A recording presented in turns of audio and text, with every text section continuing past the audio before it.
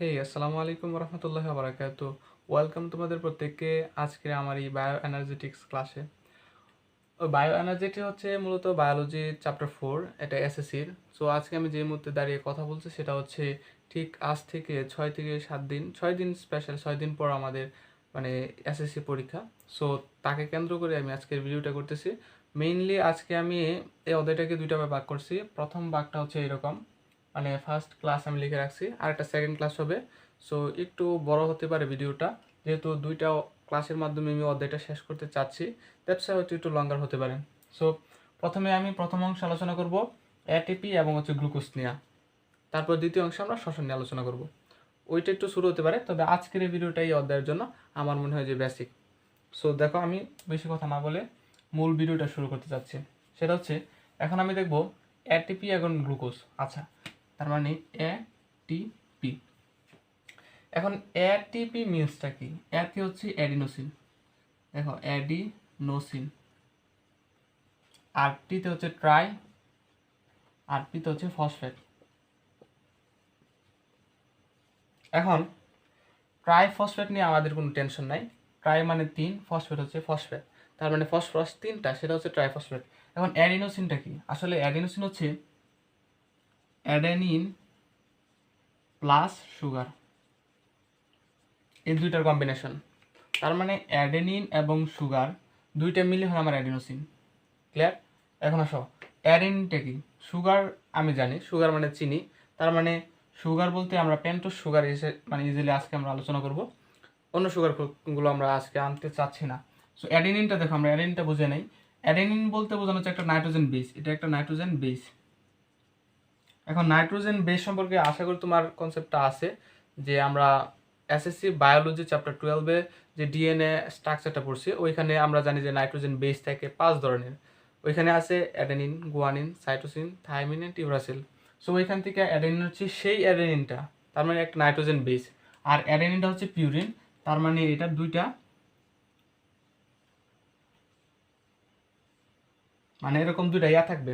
এটা হচ্ছে অ্যাডেনিন, দুইটা বলয় থাকবে, দুইটা রিং থাকবে, এটা হচ্ছে পিউরিন। আচ্ছা, তার মানে এটা হচ্ছে অ্যাডেনিন। এখন আসো, অ্যাডেনিনের সাথে আমার কি লাগবে? সুগার লাগবে, তাই তো? সো এখানে আমি একটা সুগার অ্যাড করে দিই, এবং সুগারটা বলছিলাম কি 5 কার্বনের হতে হবে। সো এরকম একটা সুগার রাখি আমি এখানে, 5 কার্বন, 1 2 3 4 5, 5 কার্বনের একটা সুগার রাখলাম। তার মানে এটা হচ্ছে অ্যাডেনিন, এন্ড এটা হচ্ছে সুগার। এই দুইটা মিলে আমার হচ্ছে কি? অ্যাডিনোসিন। এই এতটুকু যে আলোচনা করছে সেটা হচ্ছে অ্যাডিনোসিনের অংশ। এখন আসো ট্রাই ফসফেট, 3টা ফসফেট। তাহলে আমি অ্যাডেনোসিন, এই সবগুলো মিলে যে অ্যাডেনোসিন হয়েছে, এর সাথে আমরা 3টা ফসফেট যোগ করে দিই। ধরো এখানে একটা ফসফেট যোগ করলাম, আমি স্ট্রাকচার দেখাচ্ছি না, কমন একটা ফিগার বুঝে নাও।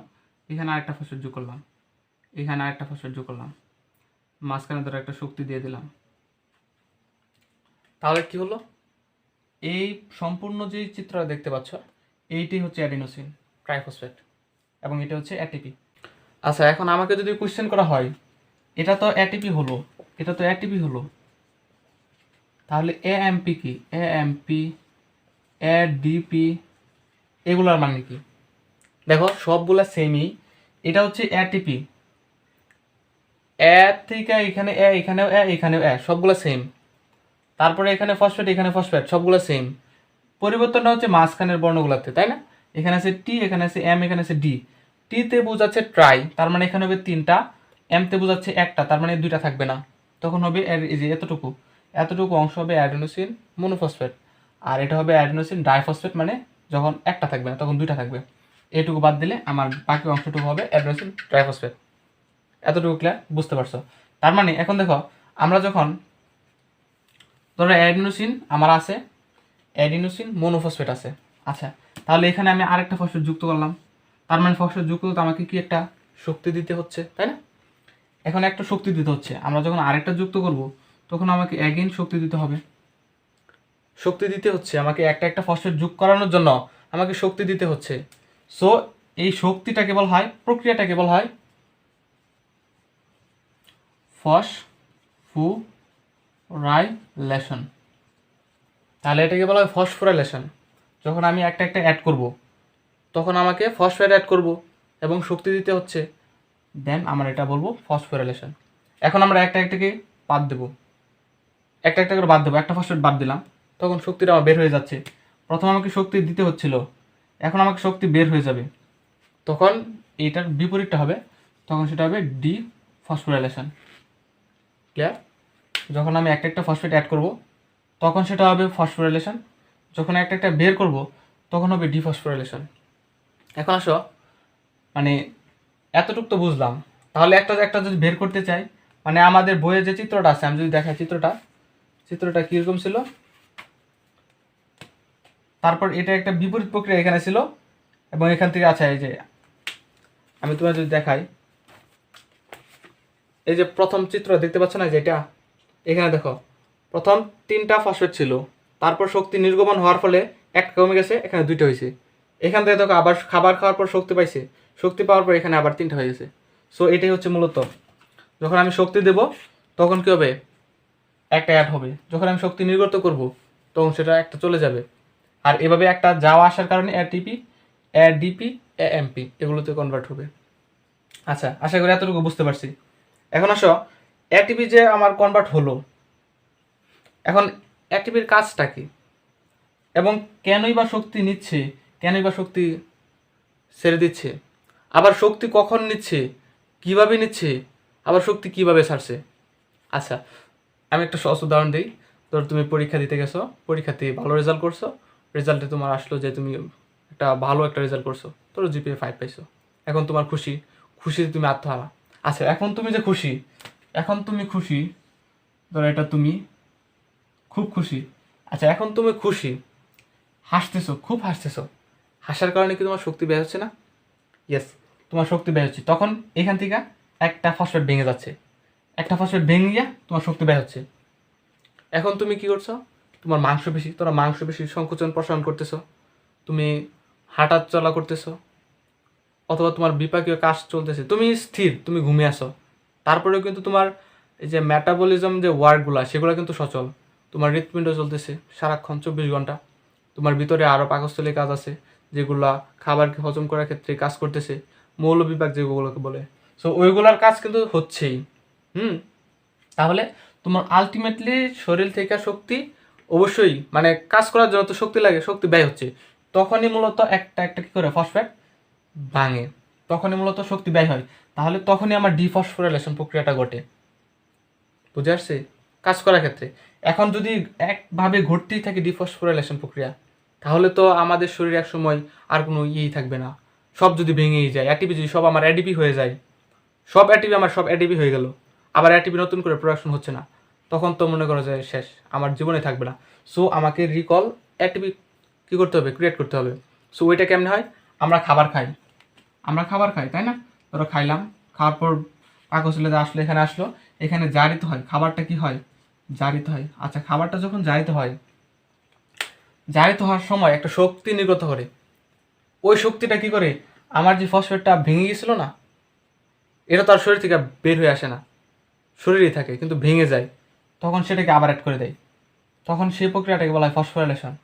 আবার অ্যাড করে দেয়, ছিল এডিপি, একটা ফসফেট অ্যাড করে বানায় দিল এটিপি, তখন আবার এটিপি সচল, এটিপি সচল। তাহলে দেখো, আমরা খাবার খাচ্ছি, এটিপি তৈরি হচ্ছে, আমরা কাজ করতেছি, এটিপি ভেঙে যাচ্ছে, তাহলে এটিপি তৈরি হচ্ছে আবার ভাঙছে, এরকমই তো আছি, তাই না? আমরা কি একাধারে 3-4 দিন না খেয়ে থাকি না তো, আমরা খাচ্ছি, আবার কাজ করতেছি, কাজ করতেছি। সো এটা একটা কি ব্যালেন্স ভাবে চলতেছে। সো দ্যাটস ওয়াই এটাকে একটা রিচার্জেবল ব্যাটারির সাথে তুলনা করা হয় এটিপিকে। তাহলে আমরা এটিপিকে কী বলতে পারি, এটিপিকে বলতে পারি biological coin, energy coin and হচ্ছে জৈব মুদ্রা, এই সকল নামে অভিহিত করা হয়। এবং তার কাজটা কি, আমাদের এসএসসি বইয়ের ক্ষেত্রে দেখবা লাস্টে দেওয়া আছে, হয়তো বা দেওয়া নাই, এরকম হতে পারে যে এই অ্যাটিপিটা ভাঙে কোথায়, অ্যাটিপিটা ঘুরে বেড়ায়, খুশি ঘুরে বেড়ায়, এক কোষ থেকে আরেক কোষে যায়, জিজ্ঞেস করে ভাই তোমার কি শক্তি লাগবে, যখন মাইটোকন্ড্রিয়া বলবে আমার শক্তি লাগবে, আমার এখানে একটা বিক্রিয়া করতেছে, আমার একটু শক্তি দরকার, সো এখানে একটা ফসফেট ভেঙে গিয়ে শক্তি দিয়ে আসে, আবার সে চলে যায়, আবার খাবার খাওয়ার পর যে শক্তিটা নির্গত হয় ওই শক্তি দ্বারা আবার অ্যাড হয়ে যায় ফসফেটটা। তাহলে এভাবেই আমাদের দেহটা কি ব্যালেন্সশীল আছে। তার মানে এটিপিটা আমাদের সকল কাজের মূল। তাহলে এটিপি সব কাজে ব্যয় হচ্ছে, আবার খাবার খাওয়ার পর এটিপি তৈরি হচ্ছে। সো এটা হচ্ছে মূলত এটিপির কনসেপ্ট। আশা করি এতটুকু বুঝতে পারছো। এখন যদি এতটুকু বোঝা থাকে, এখন আসলে আমরা এটিপির মূল যে আলোচনা সেটা আমরা বুঝতে পারলাম। এখন আমরা যাব সালোক সংশ্লেষণে। আশা করি বুঝতে পারছো, আমি একদম সহজ ভাষায় বলছি, কোনো জটিল কিছু বলি নাই, সকলের বোধগম্য হচ্ছে আশা করি। আচ্ছা, এখন আমরা যাবো কি গ্লুকোজ। আচ্ছা, তার মানে গ্লুকোজটা, এখন আমরা গ্লুকোজ নিয়ে আলোচনা করবো। আচ্ছা, একটু দেখাই আমি। গ্লুকোজটা আমরা কি জানি, ছোট্টবেলা থেকে যদি বলি সালোক সংশ্লেষণ কাকে বলে, সালোক সংশ্লেষণ হতে মূলত গ্লুকোজ তৈরির প্রক্রিয়া, তাই না? তো আমরা বলি কি, সূর্যে আলো থাকবে, দেন ক্লোরোফিল থাকবে,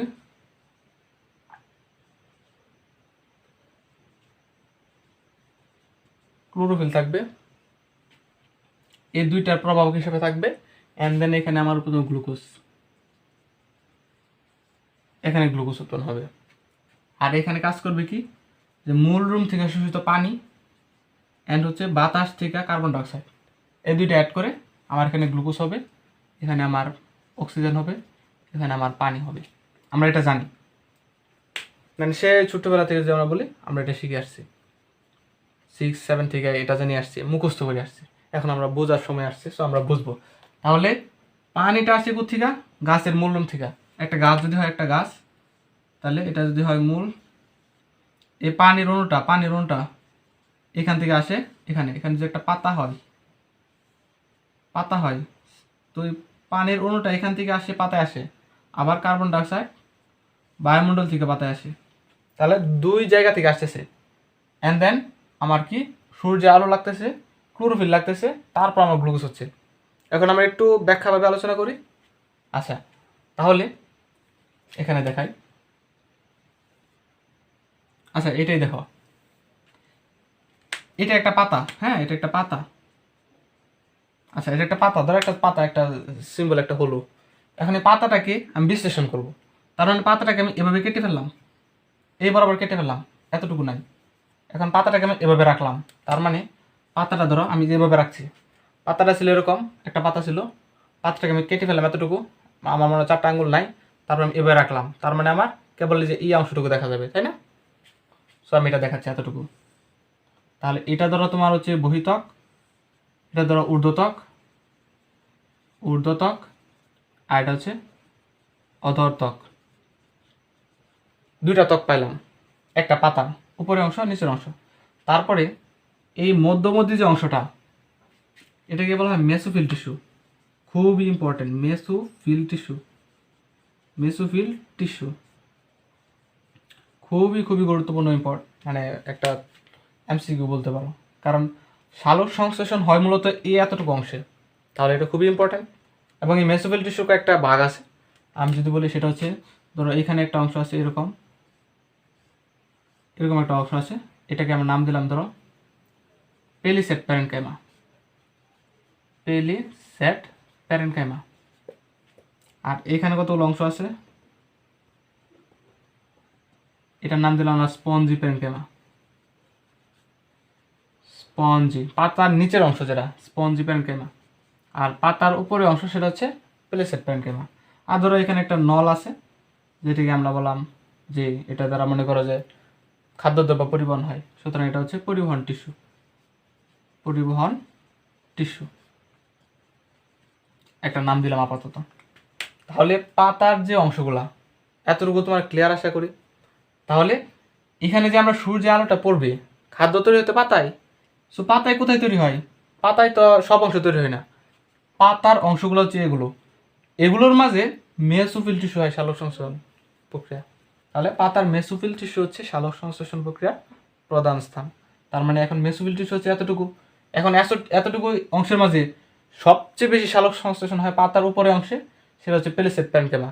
এখানে ক্লোরোফিল মানে অ্যাকচুয়ালি বেশি থাকে পরিমাণ, এবং এখানে কি হয়, সালোক সংশ্লেষণটা বেশি হয়। আর নিচের অংশে যেটা স্পঞ্জি প্যারেনকাইমা, ওইখানে সালোক সংশ্লেষণটা কম হয়। তাহলে আমার ম্যাক্সিমামটা হচ্ছে কোথায়, পাতার পেলিসেট প্যারেনকাইমায়।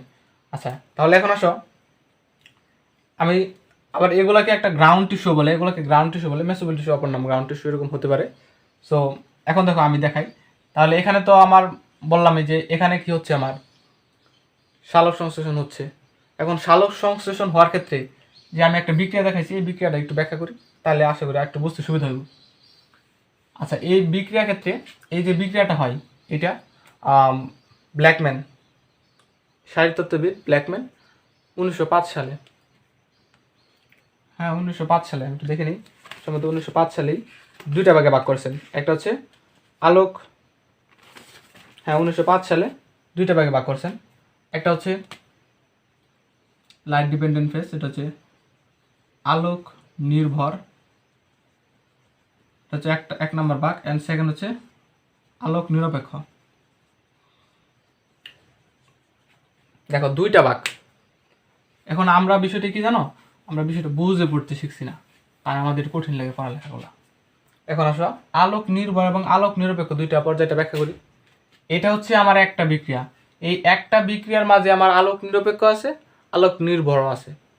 এই একটা বিক্রিয়ার মাঝে আলোক নিরপেক্ষ আছে, আলোক নির্ভর আছে, ঠিক আছে? তাহলে দেখাই, আমি এটা একটু চেঞ্জ করে লিখি। এখানে দিলাম পানি, এখানে দিলাম কার্বন ডাইঅক্সাইড। তাহলে দেখো, সূর্যের আলো এবং পানি ফার্স্ট, এখানে একটা রিয়াকশন হবে। এই রিয়াকশনটা হচ্ছে আলোক নিরপেক্ষ, সরি নির্ভর। তাহলে আলোক নির্ভর হচ্ছে এটা ফার্স্ট যে কাজটা, সূর্যের আলোতে ক্লোরোফিলের সহায়তায় পানি বিক্রিয়া করে, এটাকে বলা হয় ফটোলাইসিস।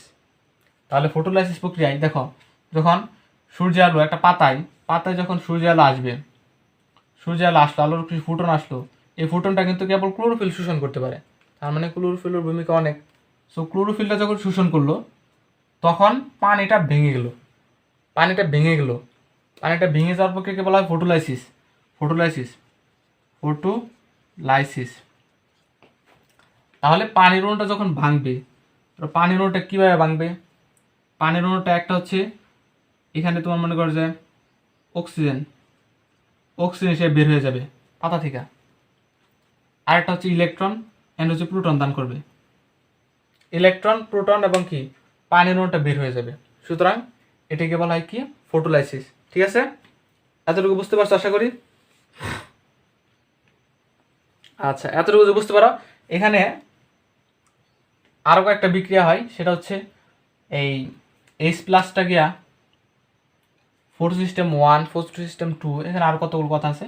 সো এখান থেকে মনে রাখো, এক দিয়ে এটিপি তৈরি করতেছে, একদিক দিয়ে এটিপি, NH2, NADH2, একদিক দিয়ে এটিপি, আরেক দিক দিয়ে NADH2, NADH2 এরকম উৎপন্ন করতেছে। সো একদিক দিয়ে এটিপি, আরেক দিক দিয়ে NADH2 উৎপন্ন করতেছে এবং অক্সিজেন অণুটাকে বের হয়ে যাচ্ছে।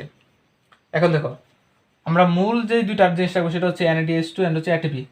তাহলে এগুলো আপাতত বাদ দিলাম। তাহলে এই আলোক নির্ভর পর্যায়ে কি উৎপন্ন হচ্ছে, আমার এই দুইটা জিনিস উৎপন্ন হচ্ছে। মেইনলি আমরা চিন্তা করতেছি আমার এই দুইটা জিনিস উৎপন্ন হচ্ছে। এখন এই দুইটা জিনিস উৎপন্ন হচ্ছে, এই দুইটা জিনিস আমি এখানে দেখাই।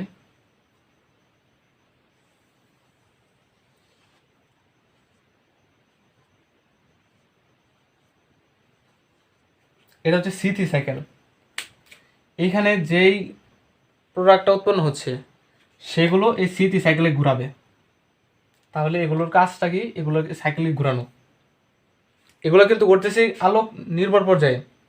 আলোক নির্ভর পর্যায়ে পানিটা ভেঙে গিয়ে যেই পদার্থগুলো উৎপন্ন করতেছে ওইগুলাই একটা সাইকেল ঘুরাচ্ছে, পাতার বৃত্তে হচ্ছে, এই সাইকেলটাকে ঘুরাচ্ছে, এটুকু মনে রাখো। এটা হচ্ছে আলোক নির্ভর পর্যায়ের কাজ। এখন আলোক নিরপেক্ষ, যখন এইগুলা উৎপন্ন হবে আলোক নির্ভর পর্যায়ে, তখন এগুলা ঘুরাবে আলোক নিরপেক্ষ মানে অন্ধকার পর্যায়ে সাইকেল ঘুরাবে। এখন এখন তোমার কি হবে, এখান থেকে দেখো আলোক নিরপেক্ষ পর্যায়ে চলে গেছে। এখন তারপরে কার্বন ডাইঅক্সাইড, এই কার্বন ডাইঅক্সাইড এখান থেকে মনে করে যে এখান থেকে কার্বন ডাইঅক্সাইড টুকুস করে এখানে ঢুকে যাবে, কার্বন ডাইঅক্সাইড ঢুকে যাবে। আর এখানে ছিল 1,5 রাইবোলোজ 1,5 বিশ ফসফেট, এগুলো ছিল। তখন এটা যখন কার্বন ডাইঅক্সাইড ঢুকে যাবে এই সাইকেলের ভিতরে অন্ধকার পর্যায়ে, এবার দেখো কার্বন ডাইঅক্সাইড ঢুকতেছে, এখানে কার্বন ডাইঅক্সাইড ঢুকে গেল, তখন হলো এখানে হলো কিটো অ্যাসিড, এখানে হলো কিটো অ্যাসিড। এবং এটি ইম্পর্টেন্ট যে কিটো অ্যাসিডের কার্বন সংখ্যা হচ্ছে 6টা, 6 কার্বন বিশিষ্ট কিটো অ্যাসিড উৎপন্ন হয়। সো এটা কিন্তু অস্থায়ী, এটা স্থায়ী না। এবং দেন পরবর্তী পর্যায়ে এখানে উৎপন্ন হয় তোমার হচ্ছে 3 কার্বন বিশিষ্ট 2 অণু ফসফোগ্লিসারিক অ্যাসিড, ফসফোগ্লিসারিক অ্যাসিড, এটা উৎপন্ন হচ্ছে। তার পরবর্তীতে আবার এখানে উৎপন্ন হচ্ছে, তোমার মনে করো যে এখানে উৎপন্ন হচ্ছে, আচ্ছা লেখা কি দেখা যাচ্ছে? আচ্ছা সামহাও বোঝা যাচ্ছে। তার মানে এখানে 3 কার্বন বিশিষ্ট 2 অণু ফসফোগ্লিসারিক অ্যাসিড উৎপন্ন হচ্ছে। তারপর এখান থেকে আবার এখানে 3 অণু ফসফো, আচ্ছা লিখে দেই, ফসফোগ্লিসারালডিহাইড অ্যাসিটোন ফসফেট, এগুলো উৎপন্ন হচ্ছে। তারপর এখান থেকে এক দিক দিয়ে গ্লুকোজ উৎপন্ন হচ্ছে, অ্যান্ড দেন আরেক দিক দিয়ে আবার রাইবোজ 1,5,20 ফসফেট উৎপন্ন হচ্ছে। তার মানে একটা সম্পূর্ণ সাইকেল, যদিও আমাদের বই আলোচনাটা নাই, তবু দেখে রাখো যে স্মৃতি সাইকেল এরকম হয়। যখন আলোক পর্যায়ে যখন আমার পানির অণুটা ভেঙে গিয়ে এটিপি অ্যান্ড হচ্ছে NADH2 উৎপন্ন করতেছে এবং অক্সিজেন তো বায়ুমণ্ডলে চলে যাচ্ছে, তখন এগুলা কি করে, এগুলো মূলত একটা সাইকেলকে ঘুরায়। আচ্ছা এখন আলোক নির্ভর কাজ শেষ, এখন চলে গেলাম অন্ধকার পর্যায়ে। তখন পানির আর কাজ নাই, কাজ হচ্ছে কার্বন ডাইঅক্সাইড। কার্বন ডাইঅক্সাইড এই সাইকেলে ঢুকে যায়, মানে পাতা এখান থেকে ঢুকে গিয়া কি করে 6 কার্বন বিশিষ্ট কিটো অ্যাসিড তৈরি করে ফেলে। তারপরে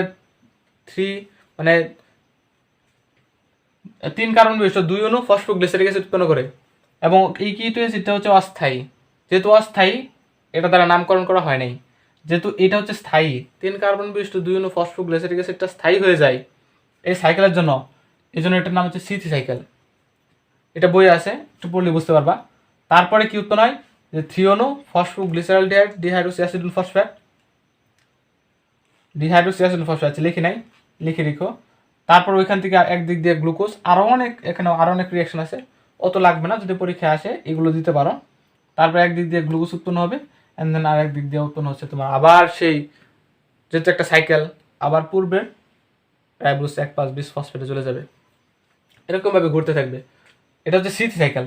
আবার C4 সাইকেল আছে, C4 সাইকেল আবার এরকম যে সেটা আমি আপাতত আমারও জ্ঞানের পরিধি অল্প, আমি এটাও তো ভালো করে পারি না।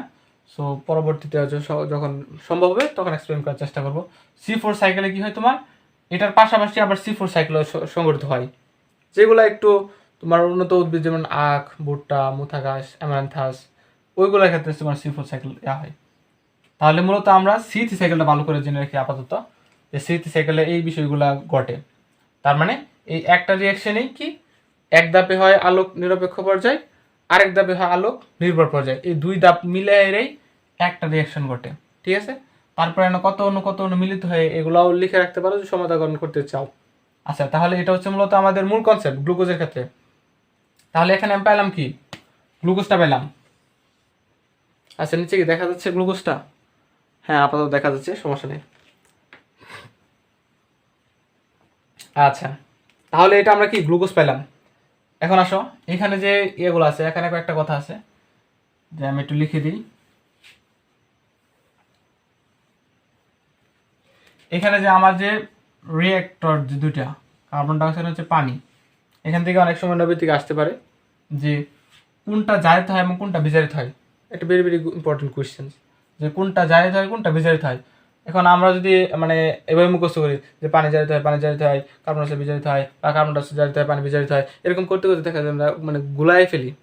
সো একটা ছোট একটা মানে একটা ছন্দ আছে যে একটা কবি ছিল, সেই কবিটা খুবই পাজি, তার মানে পাজি কবি। সহজে মনে রাখানোর জন্য একটা বলতে পারে, পা জি কবে ছিল, সো পাতে হচ্ছে পানি, তার মানে এটা হচ্ছে পানি, H2O, পাতে পানি, অ্যান্ড হচ্ছে জিতে হচ্ছে জারণ, মানে জারিত জারিত হয়। আর কত হচ্ছে কার্বন ডাইঅক্সাইড, অ্যান্ড বিতে হচ্ছে বিজারিত হয়, বিজারিত হয়। তার মানে এভাবে মনে রাখতে পারি। আর স্পেশালি আর কয়েকটা নবী থেকে আসতে পারে এখান থেকে, যে কার্বন ডাইঅক্সাইডের পরিমাণটা একটা হচ্ছে 0.3%, আর একটা হচ্ছে 0.003%। এখন এটাও মানে ম্যাক্সিমাম ক্ষেত্রে আসে, এটা হচ্ছে পানিতে, পানিতে, আর এটা হচ্ছে বায়ুমণ্ডলে, বায়ুমণ্ডলে। বায়ুমণ্ডলে অ্যাকচুয়ালি কার্বন ডাইঅক্সাইডের পরিমাণটা কম থাকে, যেহেতু বায়ুমণ্ডলে কার্বন ডাইঅক্সাইডের পরিমাণ কম থাকে, তাহলে আমার গ্লুকোজ উৎপন্ন করার জন্য আমার লাগতেছে কার্বন ডাইঅক্সাইড। এই কার্বন ডাইঅক্সাইড যেহেতু বায়ুমণ্ডলে কম, দ্যাটস ওয়াই বায়ুমণ্ডলে যেসব উদ্ভিদ আছে সেগুলো কি কম অক্সিজেন পাবে, আর কম অক্সিজেন কার্বন ডাইঅক্সাইড পাবে। আর যদি কমই কার্বন ডাইঅক্সাইড পাই তাহলে গ্লুকোজও তো কমই উৎপন্ন হবে, তাই না? তার মানে আর যেহেতু পানিতে গ্লুকোজের কার্বন ডাইঅক্সাইডের পরিমাণ বেশি, তখন গ্লুকোজের উৎপাদনের পরিমাণটা কি বেশি হয়ে যায়। তাহলে আমরা যে বলে যে জলজ এবং স্থলজ কোন উদ্ভিদের সালোক সংশ্লেষণের হার বেশি, ডেফিনেটলি জলজ উদ্ভিদ। এখন যদি এ সকল জলজ স্থলজ না বলে উদ্ভিদের নাম বলে দেয়, যদি বলে দেয় জবা ফুল, গোলাপ ফুল, শাপলা ফুল, কোন ফুলের মাঝে সালোক সংশ্লেষণ বেশি হয়? আলটিমেটলি জলজ উদ্ভিদ কোনটা? শাপলা ফুল, দ্যাটস ওয়াই শাপলা ফুলে। এভাবে মনে রাখবে বিষয়টা। আরেকটা সেটা হচ্ছে অক্সিজেনের পরিমাণ বায়ুমণ্ডলে অ্যাকচুয়ালি অক্সিজেন বায়ুমণ্ডলে বেশি পাওয়া যায়, সেটা হচ্ছে 20.95% বায়ুমণ্ডল। আচ্ছা, এটা বায়ুমণ্ডল আর এই পানিতে অপশনটা অ্যাকচুয়ালি থাকে না। সো যদি বলে যে অক্সিজেনের পরিমাণ কত বায়ুমণ্ডলে, তখন সেটা 20.95%, এত পার্সেন্ট পাওয়া যায় ইজিলি। আচ্ছা, তাহলে এই হলো আমাদের মূলত আরেকটু বেসিক। এখন আমরা যাব যে আমরা গ্লুকোজটা প্রোডাকশন করছি, তাই না? এখন এই গ্লুকোজ থেকে কিন্তু আমাকে অ্যাটিপি প্রোডাকশন করতে হবে। সো এই অ্যাটিপিটা কেমনে পাবো সেটা একটু দেখে নিই। আমি তোমাকে প্রথম দেখাইছিলাম যে আমি একটু মুছে ফেলি, আমি যা দেখাইছি ওইখানে ফিরে যাই। সবগুলো কিন্তু একটা পড়ার ভিতরেই, আমি একটু ঘুরে পেঁচায় বলতেছি, মানে এখান থেকে আরেকখানে যেতেছি, তো এখন একটু লিঙ্ক করে দিই। আমি ছিলাম কোথায়, যে একটা পাতা ছিল, পাতায় ছিলাম, পাতায় এখানে কি উৎপন্ন হয়েছিল, পাতায় কয়েকটা অংশ দেখাইছিলাম, মাঝখানে যে সালোক সংশ্লেষণ প্রক্রিয়া যে গ্লুকোজটা তৈরি হয়, সেই গ্লুকোজটা এখানে তৈরি হয়। আমি দেখাইছিলাম যে এখানে সূর্য থেকে আলো আসে, দেন এখানে ক্লোরোফিল থাকে, তারপর পাতার যে পেলিসেড প্যারেনকাইমার বেশি ঘটে স্পঞ্জি প্যারেনকাইমার তুলনায় সালোক সংশ্লেষণ, তখন সেখানে কি উৎপন্ন হয়, গ্লুকোজ উৎপন্ন হয়। এটা আমি দেখাইছিলাম। সো গ্লুকোজটা কীভাবে উৎপন্ন হয় মাঝখান দিয়ে সেটা দেখাই দিলাম। এখন সেই গ্লুকোজ থেকে আমি এটিপি চলে যাব, সেই গ্লুকোজ থেকে আমি এটিপি কেমনে পাই সেটা দেখব, ঠিক আছে? তাহলে আসো আমরা আচ্ছা, তাহলে আমরা এটিপি চলে যাই। আমার একটা পাতা ছিল, তাই না? একটা পাতা, তাহলে পাতার কতগুলো অংশ দেখাইছিলাম। আমি একটু আরেকবার এঁকে নিই। এটা এরকম ছিল, তারপরে এরকম ছিল, এরকম ছিল, এরকম অংশ দেখাইছিলাম, তাই না? তাহলে এটা ছিল আমার কি, পাতার উপরের অংশ, যেটা সেটাকে বলে পেলিসেড প্যারেনকাইমা। সো পেলিসেড প্যারেনকাইমার মধ্যে অসংখ্য কি আছে, ক্লোরোফিল আছে, তাই না? আর এখানে অসংখ্য কোষ আছে। সো একটা কোষকে আমরা দেখাই, একটা কোষ নিয়ে নিই। এখানে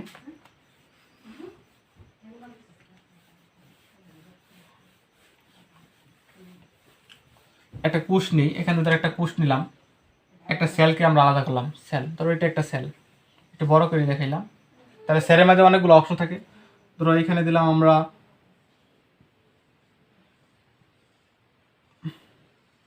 একটা নিউক্লিয়াস দিলাম, তারপর নিউক্লিওলাস, অ্যান্ড দেন অনেকগুলো ক্রোমাটিন, জালিকা, এটি হ্যান দেন অনেক কিছু আছে। এখানে দিলাম আমরা, ধরো এখানে প্লাস্টিক দিলাম, রাইবোজোম, আর অনেক মানে অঙ্গ প্রত্যঙ্গ আছে, কোষীয় অঙ্গাণু, সেগুলো আমরা আপাতত না দিলাম, কাজের ক্ষেত্রে আমার যেটা লাগবে সেটা দেখি। তাহলে এখানে যে আমি গ্লুকোজটা পাচ্ছি, আমি কিন্তু গ্লুকোজ দেখাইছি কীভাবে গ্লুকোজ উৎপন্ন করতে হয়, এটা কিন্তু মাথায় রাখতে হবে। আমি কিন্তু এক সিরিয়ালে যাচ্ছি, তার মানে সেখানে যখন আমি গ্লুকোজটা পাইলাম, গ্লুকোজটা প্রথমে এখানে আসে, গ্লুকোজটা এখানে আসে।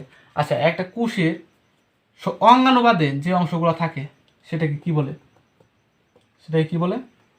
সাইটোপ্লাজম। তার মানে এই অংশগুলা কোষীয় অঙ্গাণু বাদে যে অংশ সেটা হচ্ছে সাইটোপ্লাজম। সাইটোপ্লাজম মাথায় রাখতে হবে। তাহলে আমি যদি বলি গ্লুকোজটা কোথায় আসে, ডেফিনেটলি তুমি বলবা কি সাইটোপ্লাজমে আসে। ওকে, বলে না। এখন সাইটোপ্লাজমে গ্লুকোজ আসলো, এখন গ্লুকোজ থেকে আমি শক্তি চাচ্ছি, কি চাচ্ছি মাথায় রাখো, আমি গ্লুকোজ থেকে আমি এটিপি প্রোডাকশন করতে চাচ্ছি। ওই প্রথম তোমাকে বলছি না যে খাবার খাই, খাবার খাওয়ার পর কি এটিপি তৈরি হয়, আবার এটিপি ভাঙে, কাজে লাগে, আবার খাওয়ার পর এটিপি তৈরি হয়। সো প্রথম তো ভাঙে কেমনে সেটা দেখাইছি, এখন এটিপি যে কেমনে তৈরি হয়, খাবার যে জারিত হয়ে এটিপি তৈরি হয় সেটা দেখাবো, ঠিক আছে? তাহলে দেখো, তাহলে গ্লুকোজটা প্রথমে কি ভাঙবে, তাহলে যেহেতু গ্লুকোজ ভাঙবে আর ভাঙা হচ্ছে লাইসিস। লাইসিস মিন হচ্ছে বিশ্লেষিত হওয়া, ভাঙা। আর গ্লুকোজ যেহেতু তখন সেটা হবে গ্লাইকোলাইসিস। তাহলে গ্লাইকোলাইসিস ভাবে ভাঙবে, গ্লুকোজটা ভেঙে যাবে। গ্লুকোজটা কি ছিল, গ্লুকোজটা ছিল আমার C6H12O6, এটা ছিল আমার গ্লুকোজ। এখন এটা যখন ভাঙবে তখন হবে অ্যাসিটাইল কুয়ে, তখন সেটা হবে অ্যাসিটাইল কুয়ে। এখন দেখো এই অ্যাসিটাইল কুয়ে এই সাইটোপ্লাজমে আছে, এটার নাই, মানে অ্যাকচুয়ালি ক্ষমতা নাই যে এখানে ধরো একটা মাইটোকন্ড্রিয়া দিলাম,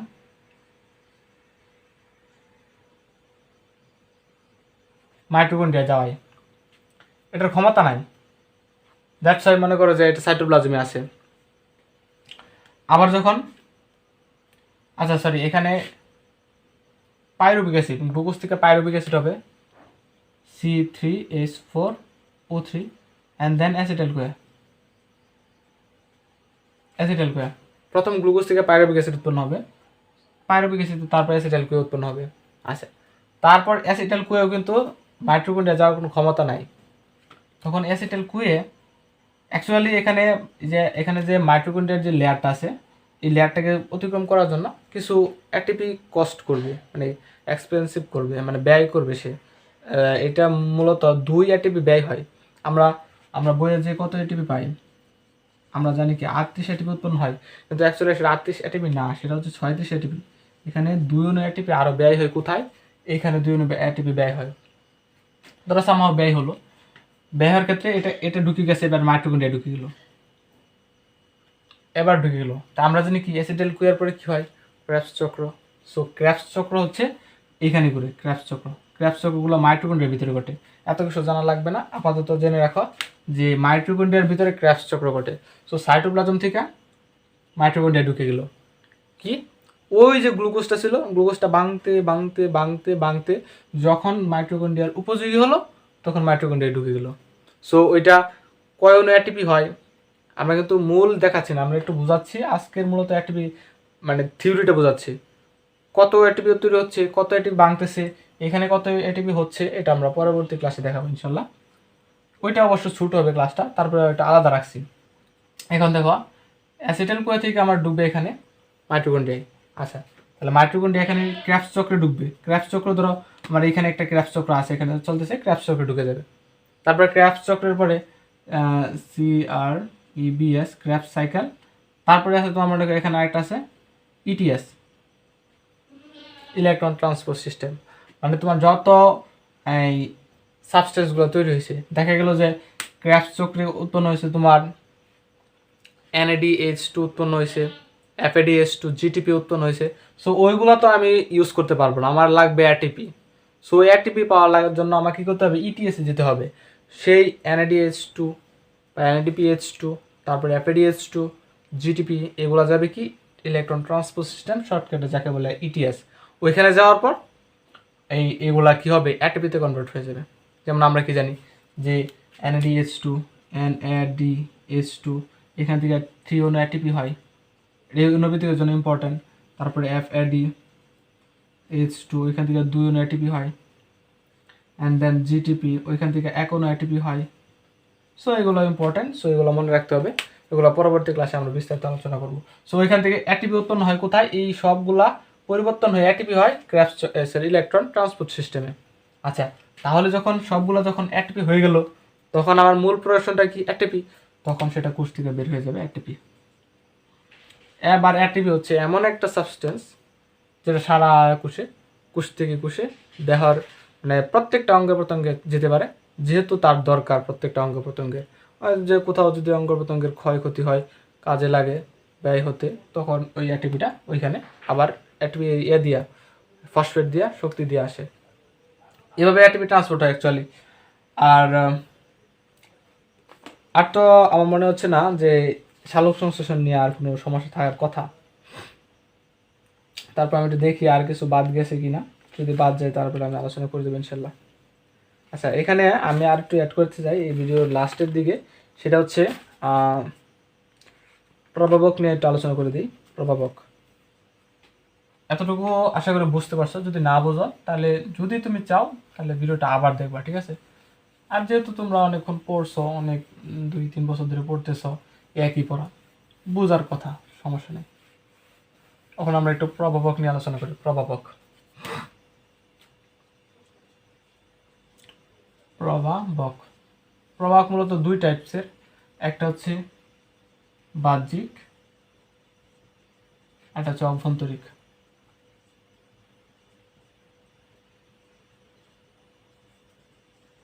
অভ্যন্তরিক। সো প্রভাবকগুলো খুব ইম্পর্টেন্ট।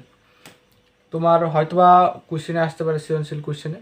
আর যদি কোশ্চেনে না আসে, ডেফিনেটলি তুমি বিলিভ করো যে এমসিকিউতে আসবেই। সো এটা তোমাকে মুখস্থ করা, এটা কি বলবো, খুব ইম্পর্টেন্ট।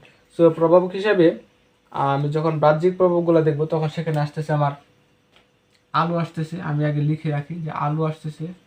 দেন আসতেছে কি, কার্বন ডাইঅক্সাইড, তাপমাত্রা,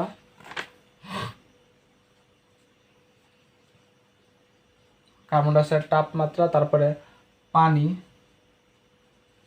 এন্ড দেন হচ্ছে অক্সিজেন, এন্ড দেন হচ্ছে রাসায়নিক পদার্থ।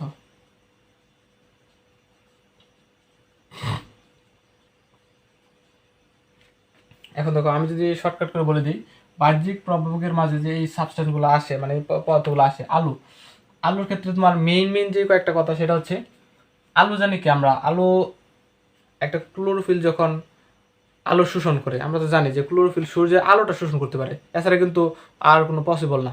আর ক্লোরোফিলের ইয়েটা কি, মূল উপাদান কি, এই নাইট্রোজেন ম্যাগনেসিয়াম। যখন নাইট্রোজেন ম্যাগনেসিয়ামের ঘাটতি হবে, তখন ক্লোরোফিল উৎপন্ন হবে না। ক্লোরোফিল উৎপন্ন না হলে আলোক শোষী ফুটন শোষণ করতে পারবে না। আর যদি শোষণই করতে না পারে, তাহলে সালোক সংশ্লেষণ হবে না, দেন আমাদের গ্লুকোজ প্রোডাকশন হবে না। সো সবগুলাই রিলে করে একটার উপর। সো আমরা আলোর ক্ষেত্রে দেবো যে আলুর ক্ষেত্রে যেই মূল বিষয়গুলো, সেটা আমরা রাখবো যে সব আলুতে কিন্তু সালোক সংশ্লেষণ ভালো হয় না। যেমন হলুদ প্লাস সবুজ, এই 2 আলুতে সালোক সংশ্লেষণ ভালো হয় না। সো এই 2 আলুতে সালোক সংশ্লেষণ ভালো হয় না। তাহলে কোন কোন আলু আছে? লাল আছে, নীল আছে, বেগুনি আছে, কমলা আছে। ওই আলুগুলোতে মানে সালোক সংশ্লেষণটা কি হয়, ভালো হয়। এগুলো হচ্ছে প্রভাবক, মানে এগুলোর উপর নির্ভর করে সালোক সংশ্লেষণ বেড়ে যাবে না কমে যাবে, এই প্রভাবকগুলোর উপর নির্ভর করে। প্রভাবক যদি অপটিমাম থাকে, তখন সালোক সংশ্লেষণ একদম সুপারভাবে উৎপন্ন হবে। যখন এগুলার ল্যাকেজ হবে অথবা হায়ার হয়ে যাবে, দুইটাই হতে পারে, বেশি হয়ে গেলেও সমস্যা, কম হয়ে গেলেও সমস্যা। সো এগুলো একটা অপটিমাম সিচুয়েশনে থাকতে হয়। তার মানে হলুদ এবং সবুজ আলোতে সালোক সংশ্লেষণ ভালো হয় না, এটা মাথায় রাখতে হবে। নৈবিত্তিকের জন্য ইম্পর্টেন্ট, সবগুলো ক্ষেত্রে ইম্পর্টেন্ট, স্পেশালি নৈবিত্তিকে কাজে লাগবে এগুলো। তারপরে 400 থেকে 480, অ্যান্ড দেন হচ্ছে তোমার 680, হ্যাঁ 680 ন্যানোমিটার একটা তরঙ্গ দৈর্ঘ্য। তরঙ্গের একটা পরিধি আছে, এত তরঙ্গ দৈর্ঘ্যের ভিতরে সালোক সংশ্লেষণটা ভালো হয়। আর বেশি হয়ে গেলেও ভালো হয় না, কম হয়ে গেলেও হয় না। তারপরে কার্বন ডাইঅক্সাইড, তুমি যেন কার্বন ডাইঅক্সাইড হচ্ছে কি, গ্লুকোজ তৈরি করার জন্য কার্বন ডাইঅক্সাইড লাগে। তাহলে কার্বন ডাইঅক্সাইড বাড়লে কার্বন ডাইঅক্সাইড যখন বৃদ্ধি পাবে, তখন গ্লুকোজ উৎপাদন বৃদ্ধি পাবে। কিন্তু যখন অত্যাধিক পরিমাণ বৃদ্ধি পেয়ে যাবে, তখন কিন্তু আমার সমস্যা, একটা অপটিমাম থাকতে হয়। এদের হচ্ছে টেম্পারেচার একটা ম্যাটার। টেম্পারেচার যখন বেশি হয়ে যাবে, তখনও সমস্যা, কম হলে সমস্যা। তার মানে এখানে হচ্ছে 22°C থেকে 35°C একটা অপটিমাম টেম্পারেচার। এখানে সালোক সংশ্লেষণ ভালো হয়। 22-এর নিচে কমে গেলে, আবার 35-এর বেশি হয়ে গেলেও কি সালোক সংশ্লেষণের হারটা কমে যায়। তারপরে হচ্ছে তোমার পানির ক্ষেত্রে যেটা হয়, পানির একটা মানে এমন একটা অণু যেটা কম হলে, পানি যদি কম হয়, দেন তোমার যেটা হবে সেটা হচ্ছে তোমার যে এনজাইমগুলো আছে পাতার তো সালোক সংশ্লেষণ প্রক্রিয়াটা হয়। সো দেখা যাবে যে পাতার সালোক সংশ্লেষণের ক্ষেত্রে এই যে পত্ররন্ধ্র উন্মুক্ত হলে কি হবে, কার্বন ডাইঅক্সাইড প্রবেশ করবে। আমরা পাতার ক্ষেত্রে স্ট্রুমা জানি, স্ট্রুমা রক্ষী কোষ বেষ্টিত যেটা থাকে, ওইখান দিয়ে একটা ফাঁক হলে তখন কার্বন ডাইঅক্সাইড টুকুর করে দিতে। এখন যে এটা যদি চিমে যায়, যদি ফাঁকি না হয়, বদ্ধ থাকে, তাহলে তো কার্বন ডাইঅক্সাইড ঢুকতে পারবে না। আর কার্বন ডাইঅক্সাইড যদি নাই ঢুকে তাহলে কেমনে সালোক সংশ্লেষণ উৎপন্ন হবে? সো পানির একটা ম্যাটার করে। পানির যদি বেশি বৃদ্ধি হয়ে যায়, পানি যদি বেশি বৃদ্ধি হয়ে যায় তখন দেখা যাবে এনজাইমের আধিক্য ঘটবে, তখন আবার এগুলো বন্ধ হয়ে যাওয়ার উপক্রম হতে পারে। সো পানিরও একটু মানে নির্দিষ্ট পরিমাণ থাকতে হয়। দেন অক্সিজেন, অক্সিজেন হতো আমরা জানি কি সালোক সংশ্লেষণের জন্য অক্সিজেন দরকার পড়ে না, কারণ সালোক সংশ্লেষণ প্রক্রিয়ার ক্ষেত্রে অক্সিজেনটা রিলিজ করে দেয়। অক্সিজেন যখন রিলিজ করে দেয় তাহলে অক্সিজেনটা বাইরে বের হয়ে যায়, তাই না? অক্সিজেন বাইরে বের হয়ে যায় বায়ুমণ্ডলে। এখন অক্সিজেন ছাড়ে। এখন যদি বায়ুমণ্ডলে অক্সিজেনের পরিমাণ এমনই হয়ে যায় যে আর গাছপালা তাদের যে ছাড়ার প্রক্রিয়াটা সারতে পারতেছে না বাইরে, তখন তো এমনি কমে যাবে। তার মানে অক্সিজেনের একটা ব্যালেন্স রাখতে হবে। এন্ড দেন হচ্ছে রাসায়নিক পদার্থ। রাসায়নিক পদার্থের ক্ষেত্রে স্পেশালি একটা আছে, সেটা হচ্ছে মিথেন, তারপরে আছে ক্লোরোফর্ম, মানে ক্লোরোফর্ম, এমন আরও কয়েকটা সাবস্টেন্স আছে যেগুলোর কারণে এই পাতায় যে সালোক সংশ্লেষণ প্রক্রিয়ার জন্য যে সকল এনজাইম থাকে সেই এনজাইমগুলো আর হয় না, উৎপন্নই হয় না এই সকল এই মানে রাসায়নিক পদার্থের কারণে। তখন সালোক সংশ্লেষণ প্রক্রিয়ায় এক তো কমেই যায়, এমন হতে পারে যে বন্ধই হয়ে যায়। সো এগুলো ইম্পর্টেন্ট। সো এগুলো একটু করে মূল কথাটি মনে রাখবা, তাইলে হবে।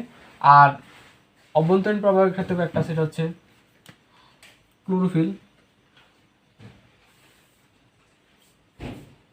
Chlorophyll important. তারপরে আছে আরও অনেকগুলো সাবস্টেন্স আছে, দেখি পাতার বয়স, তারপরে সংখ্যা, অ্যান্ড দেন আছে তোমার পটাশিয়াম এনজাইম।